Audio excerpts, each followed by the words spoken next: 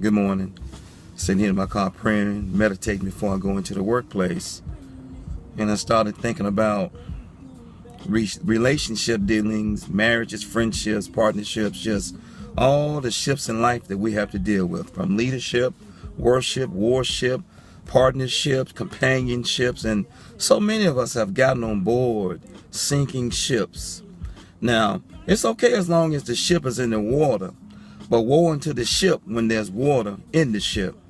So many of us have allowed others to come into our lives, and they have absolutely destroyed our lives, but we're holding on with great faith and hope that they will change here in the nearby future. But let's fast forward to the relationship aspects of saying I'm sorry.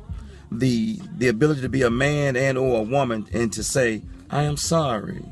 It's a shame when we, those of us who, when we wrong, we can't even apologize. We can't even admit that we were wrong and say things like, please forgive me. I'll try not to do it again, but I'm sorry.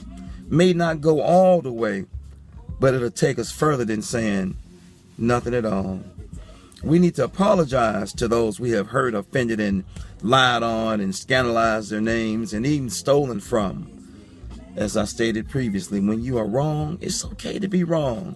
Being wrong does not make you a weak man and or a woman or a person. Saying I'm sorry doesn't make you nevertheless non-Teflon Don. But saying I'm sorry means I realize and I acknowledge that I have hurt or offended this person. It's okay to say I'm sorry. We all make bad decisions. We all make mistakes. You know, we all do things not on purpose. Some things are indirect, some things are directly, and sometimes we can be so caught up in pride and anger that we don't even know that we are acting a damn fool. Saying I'm sorry goes a long ways, but sometimes I'm sorry isn't enough.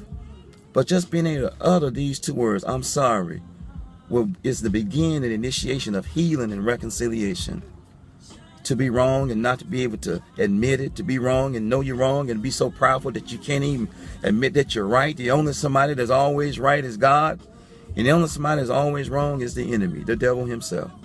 It's a shame when we cause the devil to be a truth bearer and we are liars. And what I mean by that is it's a shame when we can't say I'm sorry and we know we're wrong. We can't admit it. Pride precedes destruction. So let us start saying I'm sorry. It's not the man or woman that the mistakes make. It's the man or the woman that make the mistakes.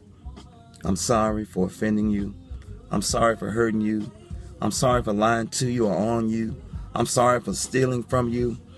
I'm sorry for cutting you off and flipping you off. I'm sorry for causing you to go off. I'm sorry. Goes a long way. God bless you, I pray, and let's walk in a spirit of love and not in a spirit of toilet tissue feelings. We easily hurt or offended, but at the same time, when we're wrong, let us acknowledge that wrong and reconcile. Scab is the indication of healing. So let us start scabbing some things today. Let us start reconciling and let the healing process begin today. God bless you. Have a wonderful day and take care and have a wonderful morning.